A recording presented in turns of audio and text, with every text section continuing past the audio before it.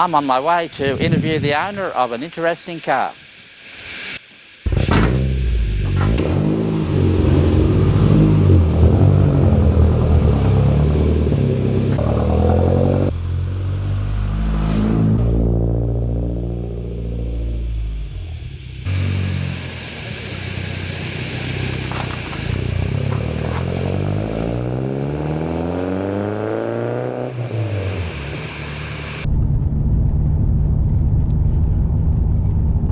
On my way to interview Stephen about his Mitsubishi Colt rally car. Or should that be Galant? Anyway, he lives about an hour up the road, so I'll see you then. I'm here talking to Stephen about this Mitsubishi. Now, if I was to say it, I would call it a Galant, but it's got a badge on it that says Colt. How's that come about?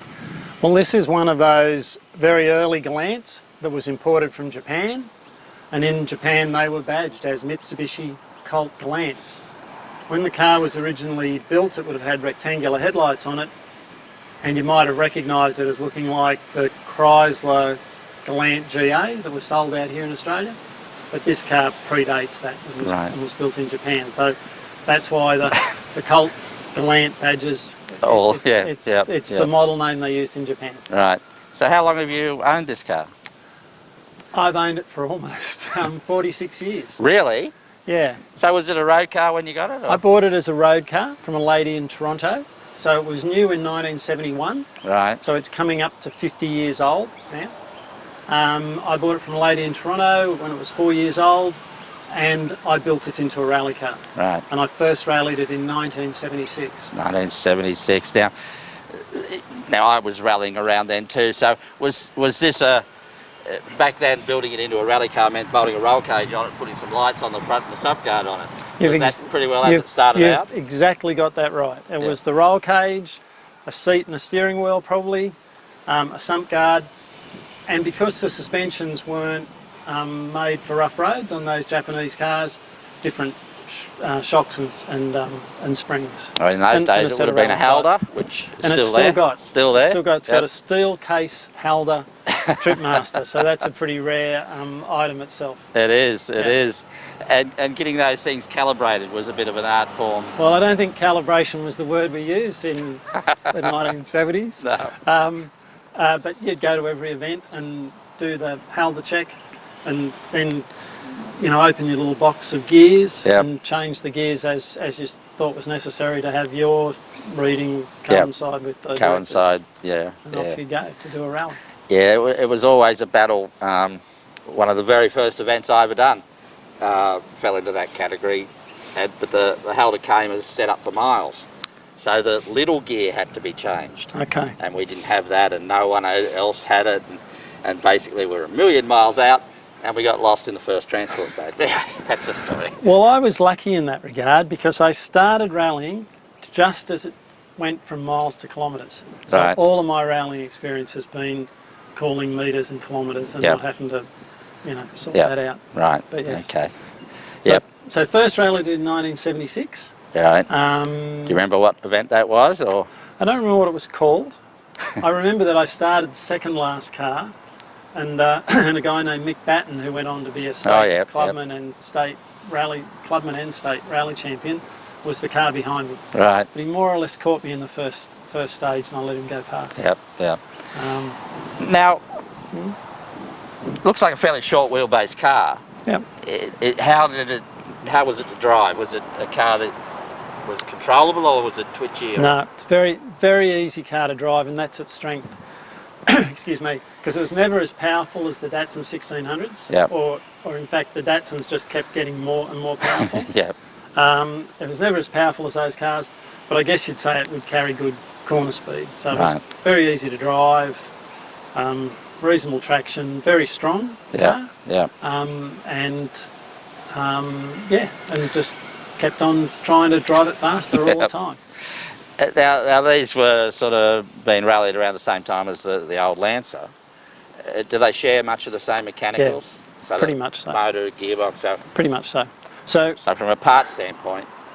So Mitsubishi, I think you'll find that, and this is actually before my time, but I think you'll find that Andrew Cowan won the first of his 6 Southern Crosses. He would have won maybe the first 2 in a Galant. Right.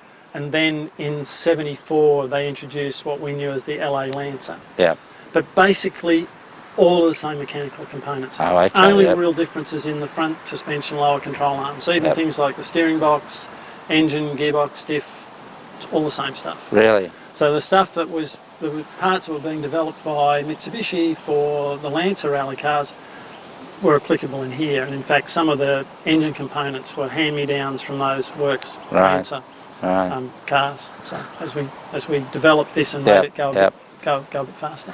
So, how long did you rally this? Over into the 80s? How many decades? Yeah. My first rally career, as I like to describe it, went through into almost the mid-80s. Right. So that progressed through doing clubman and state rounds in New South Wales and in this car. Then in the 90s, started doing state rally sprints in the car. So I had a bit of a sabbatical there for a while, and then started doing the rally sprints. I think I came 3rd in the New South Wales Rally Sprint Series in '93 or something in this car. Right. In '97, with my friend Bernard Corbett navigating for me, we did an AMSAG rally, just as AMSAG was starting to sort of transition from being events for bush, for outback Holden rally drivers to being forest rallies as we know them now, as AMSAG does now. So started doing those events, and in fact Bernard and I won, I have to point out, we won the first AMSAG rally we ran in, which was up at Warhope. And really, I continued to use the car off and on through until about 2001. Right. Again, with Bernard, we did 0 car jobs for some of the state rounds through the 90s. Right. And when you'd put a new set of tyres on it, a new set of brake pads in it, it was still quite a reasonable car to compete in. Yep. I'd had other other rally cars by then, a Stanza and a Sprinter, and subsequently a Lancer and a Skyline. But I've always retained this. It's always been registered. The last 20 years, I haven't really known what to do with it. Yeah. So it mostly sits in this shed over here. Yep. But as I said, it's always been registered. It always goes. I can get it out of the shed and use it if I need to. So this has sort of melted itself into your life, if you like. It's not something you want to part with, sort of thing. Look, I really don't know what I'm going to do with it. Occasionally I think I have no more use for it. I really should sell it. Find somebody out there who's more interested in historic rallying than I am, because it would have more significance to them in the current circumstance. But obviously it has a huge amount of significance to me, having owned it through what is effectively all of my adult life. And not just driven it in rallies and not just driven it in rally sprints, but done outback trips in it. At one stage when I was saving money, it was actually my road car for 4.5 years, right in the middle of all of that motorsport. It could be a road car as well, so it's got a real connection to it. Well, basically it could be termed a trophy to your past. It could be. It's a very big trophy, but it's a bit hard to store. You can't put it on a shelf somewhere. No. But yeah, it's like a trophy.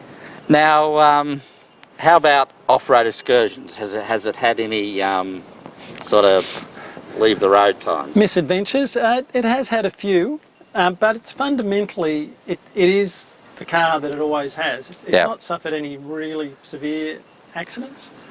The worst one was a rally sprint at Warhope, and we just sort of tried to work out the very fastest way around a certain corner for the last run. And somehow got the back wheel out on the shoulder of the road, hit an embankment very hard, climbed up that embankment and landed on the right-hand side. So it's had a couple of doors and a rear quarter panel. But that's about the worst crash that that's pretty good for an old rally car. Yeah, that's about the worst crash that it's ever had. Mechanically, how did it go, like in terms of finishing rallies? Did you have many? It's tremendously reliable. Really? I think maybe only a couple of events that we ever didn't finish. Really? They were both 2GOs, which 2GO was a significant rally in the 80s. We broke a gear in the gearbox one year, and broke the crankshaft in the engine another year. In fact, the crankshaft was probably broken when we started the event because they have a bit of a harmonic problem. Yep. And eventually they'll just snap the nose of the crankshaft.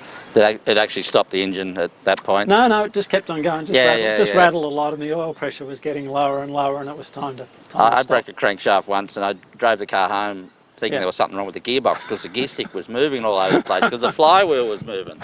Yeah, that's right.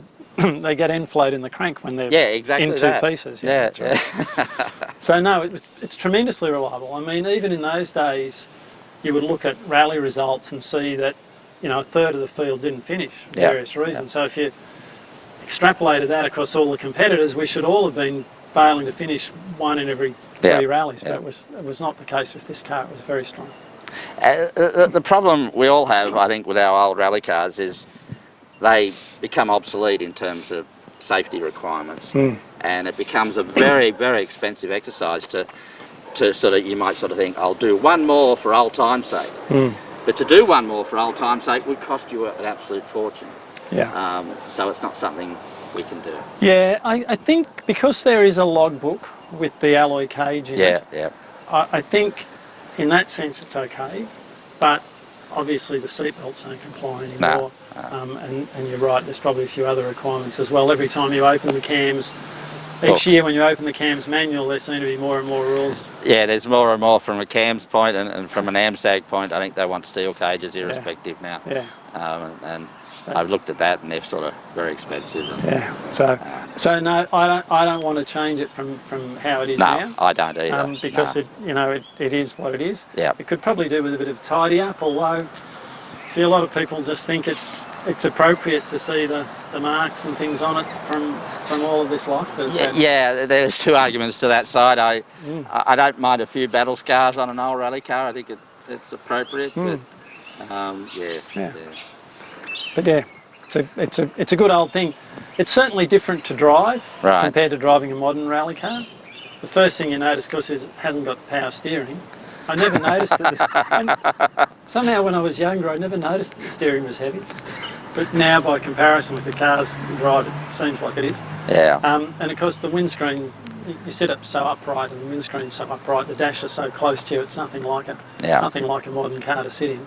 And it sort of bumps and jiggles down the road too, because it's got leaf springs on the back and fairly primitive suspension, and doesn't have rack and pinion steering. They can come along because you've owned it so long. It's sort of like coming home though. You sort of get back in it, and it just all comes back, and it's a delight for me. Power steering is all well and good, but you can feel the steering in these old things. And the brakes don't tend to be much chopped compared to a modern car. And they do dance around a lot, but it's part of their character. That's true. Well, it certainly is a wonderful old thing, and thanks very much. Thanks for asking about it. That's great. I'm Crack McMullard. Bye for now.